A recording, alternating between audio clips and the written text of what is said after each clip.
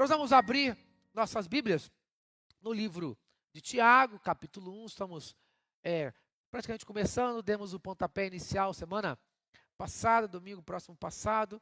Então, Tiago, capítulo 1, nós vamos ver nesta manhã apenas o verso de número 2, versículo de número 2.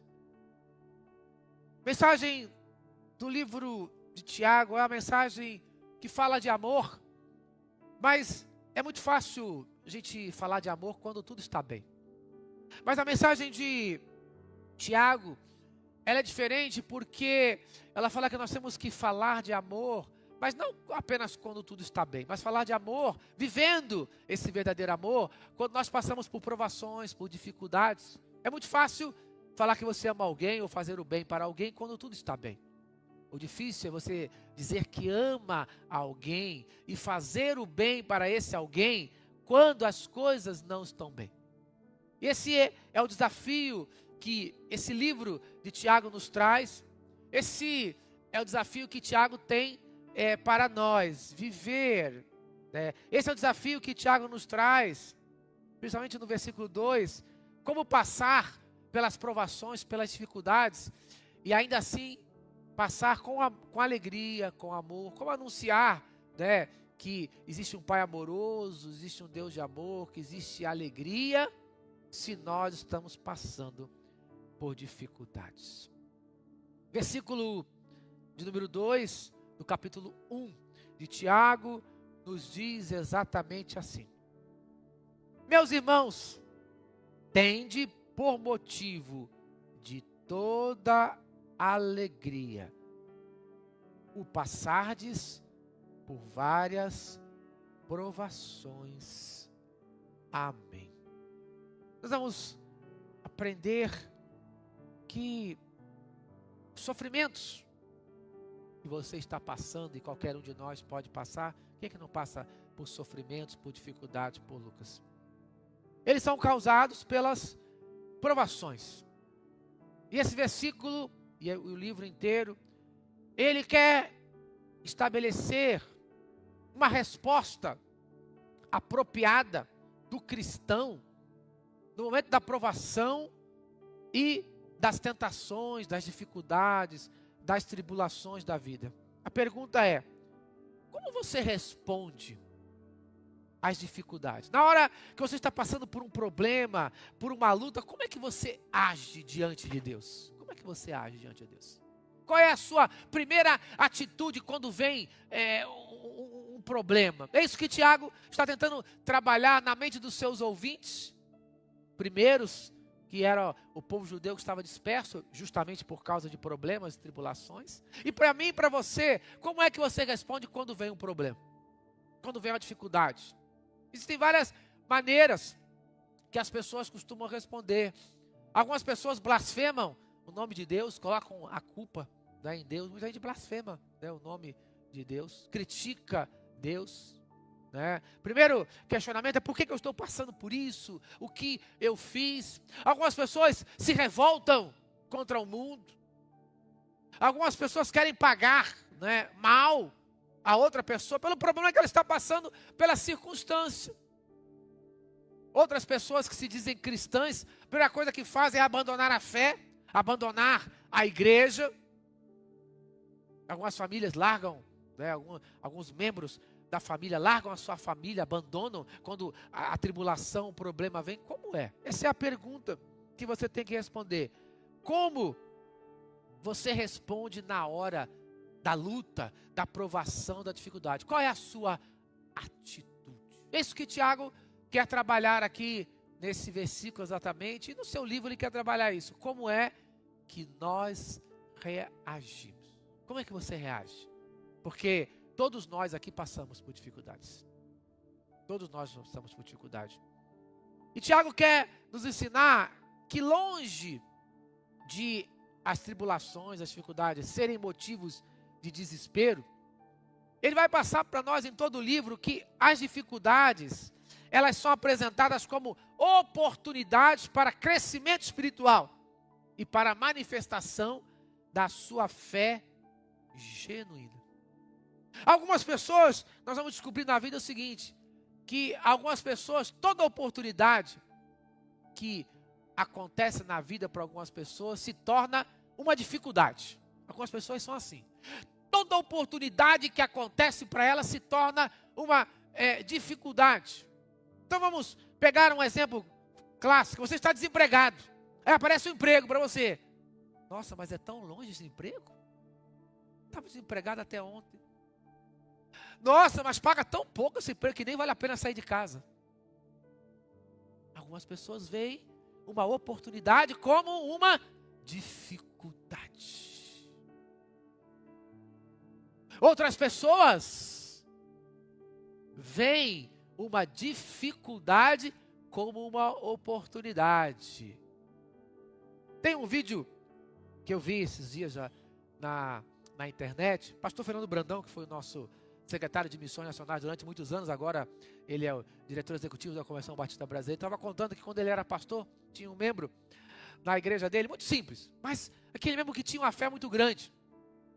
E ele chegou, para o pastor Fernando, e disse: pastor Fernando, olha, vim dizer para o irmão, mas pastor, não fique preocupado não, vim dizer para o irmão que eu vou ser internado no hospital. Mas por que, meu irmão, que você vai ser internado no hospital? Porque eu estou com leucemia. O pastor tomou um susto. Não, o irmão sabe o que é leucemia. Pastor Fernando, não fique preocupado não, Deus está no controle. E ele ficou preocupado, falou: irmão, não sabe o que é leucemia. É um câncer, né?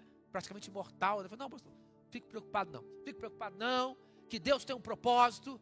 Fique preocupado não, pastor, que eu vou entrar naquele hospital e vou falar de Jesus para todo mundo. Pastor Fernando, esse irmão não está entendendo o que é leucemia. E ele foi para o hospital. E ficou lá. E aí o pastor Fernando foi visitar. E aí, meu irmão, como é que o irmão está? Já começou a ver que os cabelos do irmão já caídos, já, tá? Pastor, fique tranquilo, Deus está no controle, ó. Aquele ali já aceitou Jesus, aquele ali já aceitou Jesus, aquele ali o senhor precisa orar, aquele ali... Pastor, Deus está no controle. Deus está no controle. E aquele irmão foi ficando ali ficou muito tempo no hospital, e ficou, né? Mas toda vez que o pastor Fernando lá diz: olha, Deus está no controle. Deus está no controle, Deus está no controle. Fique preocupado não. Era a palavra que está dizendo. E aí um dia a esposa daquele irmão falou: pastor, prepara aí o velório, porque acho que não passa daqui a pouco. E o pastor foi lá, né, orar, confortar aquele irmão. E o que aconteceu? Aquele irmão foi curado. Aquele irmão foi curado para honra e glória de Jesus. E aí o pastor falando, brigou, ó, cuidado aí, não prepara o velório de ninguém não, antes da hora, hein? A mulher morreu antes do homem. Então, quando Deus tem um propósito, a gente tem que entender qual o propósito de Deus. Eu garanto para você que a grande maioria de nós não está preparado para isso. Mas são os propósitos de Deus. Deus quer nos usar dessas provações, dessas dificuldades que nós passamos. Então tudo vai depender, segundo aqui Tiago, de como a gente vai ver as circunstâncias. Com que olhos nós vamos ver? Com os olhos do homem ou com os olhos de Deus? Uma oportunidade, como eu disse, pode se tornar uma dificuldade para muitos, mas uma dificuldade para outros pode se tornar uma grande oportunidade. Então Tiago, ele quer nos dizer isso, porque esse versículo, ele é um desafio para nós. Ele está nos convidando a ver as dificuldades de uma forma radical, diferente. Porque Tiago está dizendo, olha, você não está passando por essa dificuldade porque Deus quer destruir você. Porque Deus quer aniquilar você. Não. Deus está permitindo que você passe por essa oportunidade porque Ele quer reconstruir você. É diferente, porque destruído você já está. Destruído você já está por causa do pecado, por causa da falta de Deus, entendeu? Por causa da sua rebelião, você já está destruído. Não é o problema que está acontecendo com você que está destruído, você já estava destruído sem problema. O problema é uma oportunidade que Deus está dando, um desafio para que você seja reconstruído. É isso que Deus quer falar através do problema. Por isso é um desafio que Ele fala, olha, veja o problema com alegria, com uma oportunidade de você crescer. Porque quando você estava sem problema, você já estava destruído e não crescia. Agora com o problema, você vai ser reconstruído e vai crescer. É isso que Tiago, ele quer ensinar através das suas palavras. Deus não permite o problema para você sofrer, não. Ele permite o problema para você crescer, para você ser reconstruído. Então ele quer, olhe o problema hoje, a dificuldade que você está passando, o sofrimento, com uma nova perspectiva. O que é que Deus quer reconstruir na sua vida? Ele não quer destruir, você já está destruído.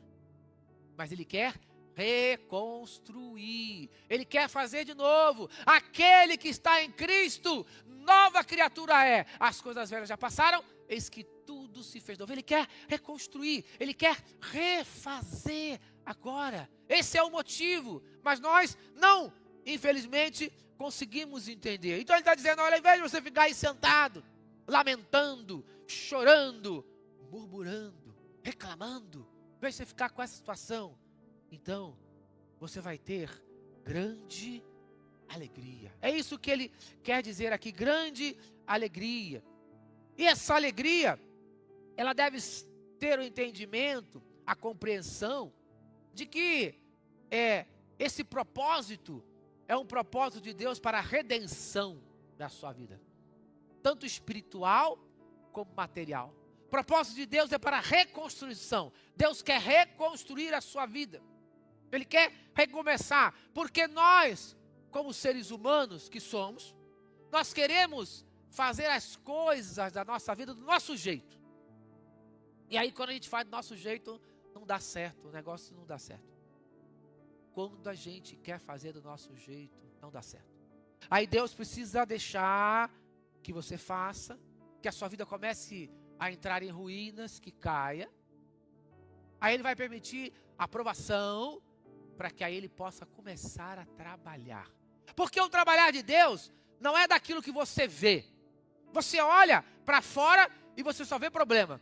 É doença, né? É dívida, né? É confusão, é briga. Você só vê isso.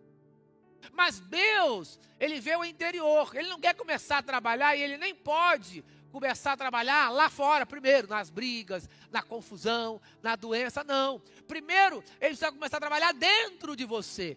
O trabalhar de Deus é de dentro para fora, isto é, Ele precisa trabalhar o seu caráter, para que a obra, para que a bênção de Deus, sabe, a fé genuína, ela é refinada e fortalecida através das provações. Ele vai dizer, no versículo 3, se você acompanhar aí, Tiago 1 diz assim, sabendo que a provação da nossa fé, uma vez confirmada, produz paciência ou perseverança em outras versões.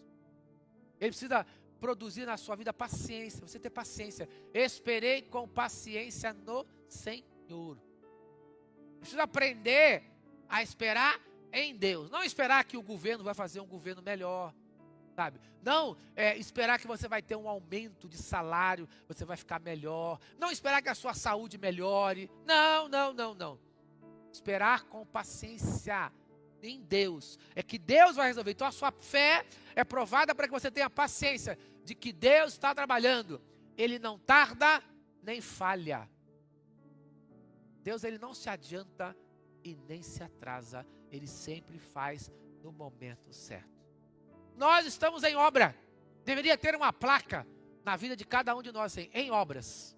E você já viu que a pior placa que existe no trânsito é que está em obras? É uma placa horrível essa, em obras. Por quê? Tu sabe que naquele dia tu está perdendo seu dia no trânsito. Quando você vê placa em obras, está tudo aí. E as obras nunca acabam. E na nossa vida é a mesma coisa. As obras de Deus, elas nunca acabam. Deus está trabalhando a sua fé para levar paciência aqui. E a paciência leva o quê?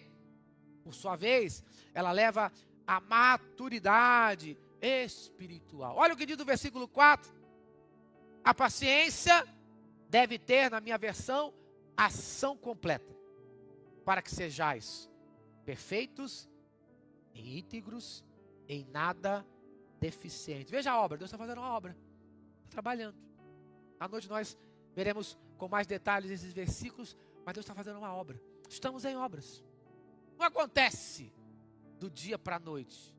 Isso aqui, a gente pode dizer que é o nosso processo de santificação. Deus está nos trabalhando. Deus está trabalhando. Porque as pessoas não entendem. As pessoas vêm para a igreja e acham que tudo vai mudar do dia para a noite. A salvação, ela é automática. Aceitou a Cristo e você está salvo.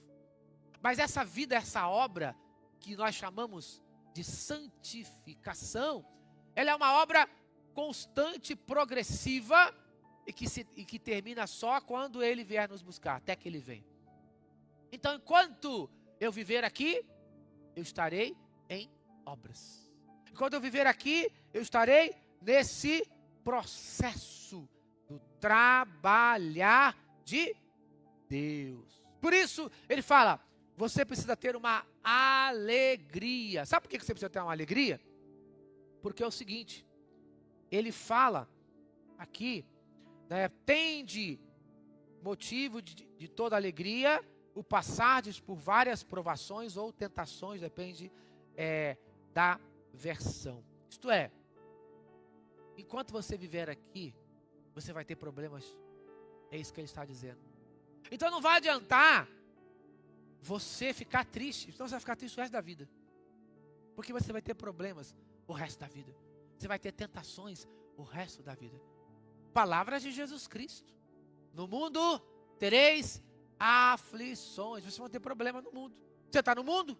Então você tem aflição. Se não quer ter problema, vai para o céu logo de uma vez. Seus problemas acabaram. Aí quando fala aí para o céu, não, pastor, a gente fica mais um pouquinho, né? Dá para suportar, né? Então não quer ter problema, meu filho, vai para o céu.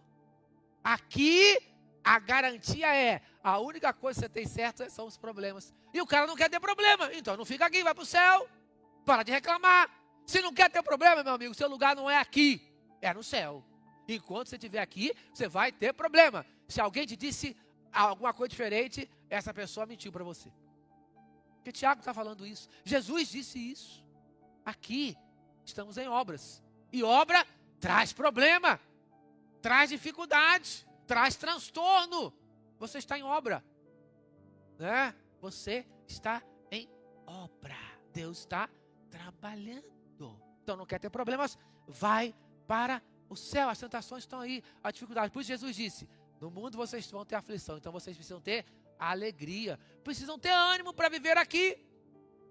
Não dá para ficar lamentando, chorando e murmurando o tempo todo. Precisa ter ânimo.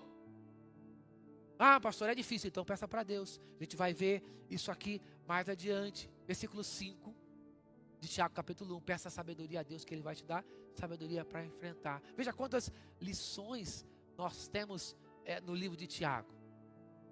Ele declara claramente que nós temos problemas. Ele declara claramente que temos que viver esses problemas com alegria. Não dá para dizer que você é um crente, um cristão carrancudo, cara fechado o tempo todo. Temos que ser alegres. Mas não ache que essa alegria é sua, não. A alegria é de Deus. É dada por Deus. Neemias capítulo 8, versículo 10. Ele fala isso. Não vos entristeçais, porque a alegria do Senhor é a vossa força. Não seja triste. Deus vai dar força para você. E como é que você recebe essa força? Pedindo sabedoria, conforme Tiago capítulo 1, versículo 5. Peça sabedoria, que Ele vai dar força nessa manhã para você enfrentar essa dificuldade, essa alegria. Então, para nós, esse texto está nos desafiando o quê? A mentalidade de que nós queremos viver um evangelho que evita o sofrimento a todo custo. Não existe isso. Ninguém quer sofrer. Existe até um slogan que diz assim, pare de sofrer. Aqui nessa terra não existe isso. Pare de sofrer, vai para o céu. Não tem isso. Pare de sofrer, não. Nós queremos viver isso, mas não é isso que a Bíblia diz. Isso não é bíblico. Pare de sofrer. Não é que Deus nos criou para sofrermos. As nossas escolhas nos levam a sofrimentos. Mas aqui não dá para parar de sofrer. Então nós temos que evitar esse pensamento e enfrentar a realidade de que as dificuldades nesta vida, elas são normais, seja relacionadas à saúde, questão financeira, relacionamentos, perseguição, elas são normais. Então nós temos que pegar essas realidades que são normais, pegar essas oportunidades, essas dificuldades e torná-las em oportunidades que irão abençoar a sua vida e a vida das pessoas que estão ao seu redor. Nós temos que aprender a viver dessa maneira. Ele não vai tirar. Isso é bíblico. Nós vivemos. Essa é a sua experiência diária, momentânea de cada um de nós. Sabe, essa alegria que Deus nos dá, ela não vai eliminar a dor. Muita gente acha, agora eu vou para a igreja, agora eu vou ser alegre, né? A vida das pessoas veem, né? Aquela pessoa que não é evangélica, né? Que não é crente, ela vê o servo de Deus, nossa, o servo de Deus é tudo alegre, tudo feliz. E ela acredita muitas vezes que é porque ele tem ausência de dor e de sofrimento. Não é verdade. É que mesmo na dor e no sofrimento, a alegria de Deus nos dá força para continuar vivendo. É isso que nós temos que entender. Paulo, ele fala em Romanos capítulo 5, versículos de 3 a 5, ele nos diz assim: e não somente isto, mas também nos gloriamos nas tribulações, sabendo que a tribulação produz paciência, e a paciência produz a experiência, e a experiência produz a esperança. E a esperança não nos traz confusão, porquanto o amor de Deus está derramado em nossos corações, pelo Espírito Santo que nos foi dado. Amém. Romanos capítulo 5, versículos 3 e 5. Sabe, essa mensagem, ele vai detalhar qual é o processo do trabalhar de Deus. Como é que Deus trabalha? Deus permite a tribulação, que leva à paciência, e finalmente vai levar o quê? A esperança e ao amor de Deus. É aquele ditado que a gente costuma dizer que aquele que não vem pelo amor, vem pela dor. Então muitas vezes Deus vai permitir a tribulação numa ponta, para que ela leve você a outra ponta, ao amor de Deus. E que ponta a ponta é essa? É a cruz do Senhor Jesus. Ele foi crucificado por mim e por você. O sofrimento dele nos levou ao amor de Deus. Nos leva a esse processo. Sabe, ambos os textos, tanto esse de Romanos, capítulo 5, dos versos de 3 a 5, e Tiago, capítulo 1, versículo 2, eles enfatizam a transformação espiritual que Deus faz, que ocorre através do sofrimento. O livro de Romanos, ele explica o porquê da alegria. Por que você é alegre? Já agora eu pensar algum dia por que você é alegre? Paulo explica, você é alegre por causa do amor de Deus. Você é alegre porque Deus entregou o seu Filho unigênito na cruz do Calvário para morrer por nós. Você é alegre porque Cristo nos amou primeiro, sendo nós ainda pecadores. Por isso você é alegre. Por isso você é feliz. Enquanto Tiago, ele diz o quê? Como responder ao amor de Deus sendo alegre? Você conseguiu entender? Você, Romanos está dizendo o seguinte.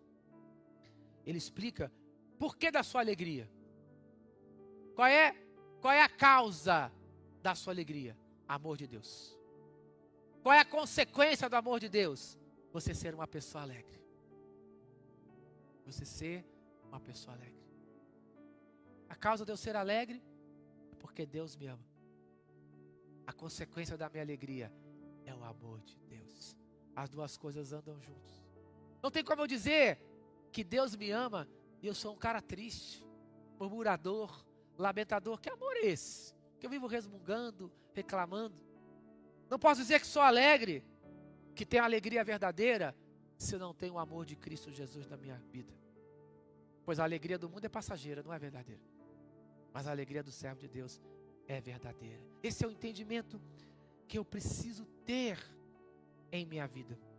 Pedro ainda, dessa mesma maneira, veja como os apóstolos, todos eles, em textos diferentes, em momentos diferentes, eles falam da mesma coisa, né? Tiago, Paulo e Pedro. Pedro, capítulo 1, versículos 6 e 7, ele fala assim: em que vós grandemente vos alegrais, ainda que agora, por um pouco de tempo, sendo necessário estar tristes com várias tentações, para que a prova da vossa fé, muito mais preciosa do que o ouro que perece e é provado pelo fogo, se encontre para louvor e honra e glória na revelação de Jesus Cristo. Amém. 1 Pedro, capítulo 1, versículos 6 e 7. Veja o que ele fala aqui. Pedro vê essas provações, sabe, essas tribulações, todas as dificuldades que você passa, Pedro vê como um teste da sua prova. Você está sendo provado. E se você for aprovado, veja bem, é uma prova. Você está sendo provado. Se você for aprovado, qual é o resultado da sua prova? É a cura? É a libertação? É a bênção que você quer? Não necessariamente. Se você for aprovado, ele diz, para louvor e honra e glória. A aprovação na prova que Deus permite é quando eu posso dar ações de graças a Deus, mesmo que a minha vontade não seja realizada.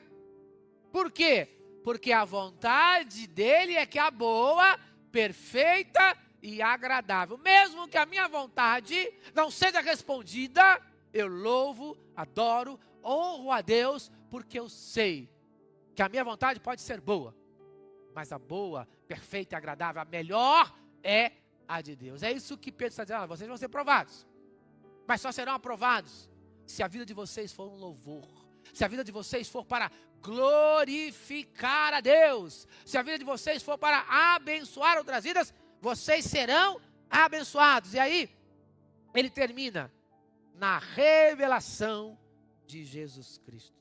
Bom, a referência a esta palavra, a revelação de Jesus Cristo, ela aponta o propósito final das provações. Qual é o propósito das provações? O propósito final da provação não é que você seja curado. Deus pode curar, eu creio que Ele cura. O propósito final da provação não é que você veja alguém ser liberto, alguém conseguir um livramento. Não.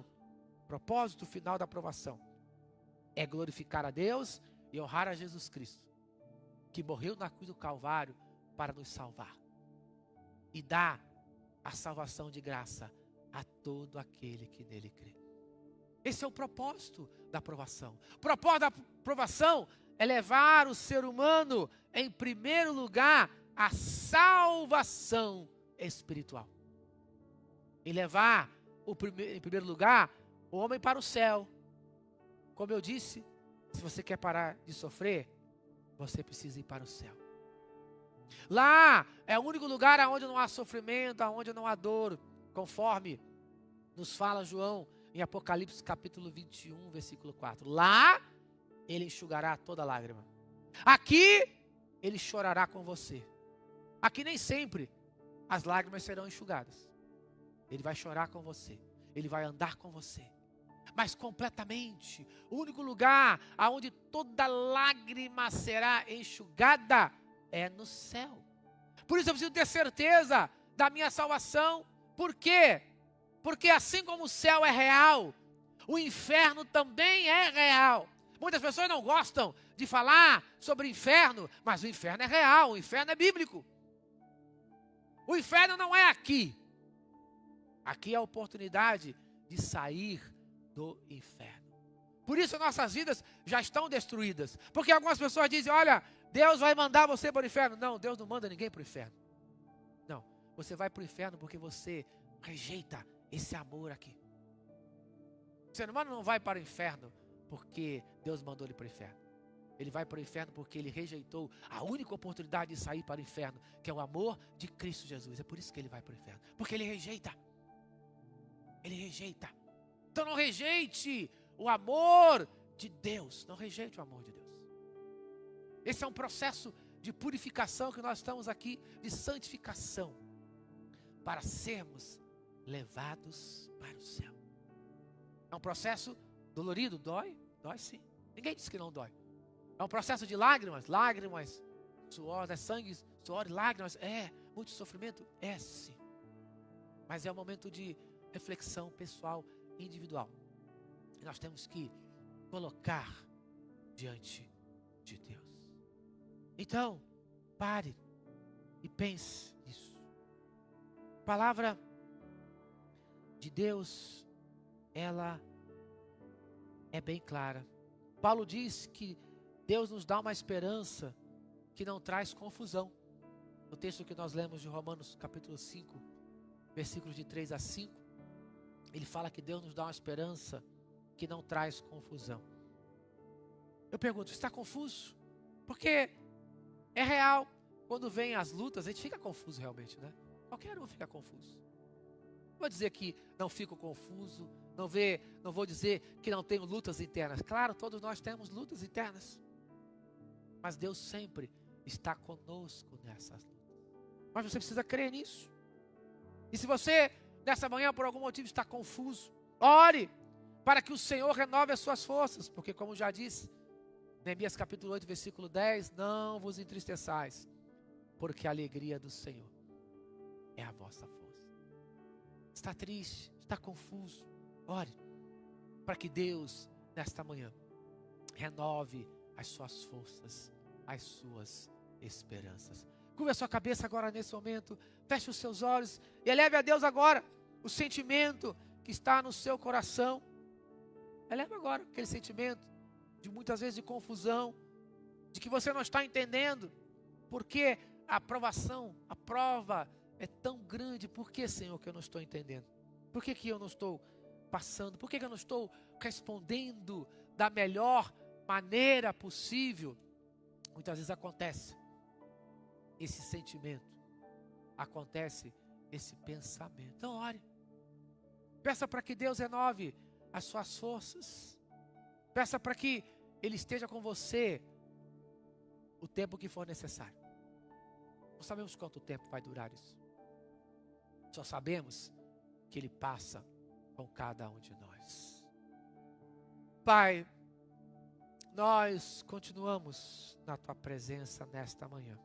Muitas vezes, ó Pai, confusos realmente. Temos que ser sinceros, confusos, ó Pai. Muitas vezes com pontos de interrogação, com dúvidas. Por que estamos passando por isso, Senhor? Eu passo por isso. Acredito que muitos que ouvem esta mensagem nesta manhã passam por isso. Tenho certeza que todos nós passamos por isso. Muitos estão passando nesse exato momento. Estamos confusos. Mas Tua palavra diz que a Tua esperança não traz confusão. Então, ó Pai, agora no nome de Jesus, com Teu Espírito Santo, Senhor, visita o coração de cada um que está passando por uma prova agora muito grande, uma tribulação, uma luta, uma dor. Eu sei, ó Pai, que eu posso falar apenas aos ouvidos, mas o Teu Espírito Santo pode falar ao coração. Ó Espírito Santo, fale aos nossos corações nessa manhã, pois existe uma promessa da Tua palavra que a Tua palavra não volta vazia, que o nosso trabalho não é vão no Teu nome. Então, ó Pai, fale ao coração desse que está sofrendo, que está chorando, que está lamentando agora, que está triste nesse momento. Fale aos nossos corações agora, Senhor. Esse é o meu clamor agora, ó Pai. Visita cada um de nós nesse momento, ó Pai. Desde já é o que eu oro agradecido no Teu amor, na graça e na paz do Teu Filho amado Jesus e nas consolações do Teu Espírito Santo, Senhor, hoje e todo sempre. Amém e amém.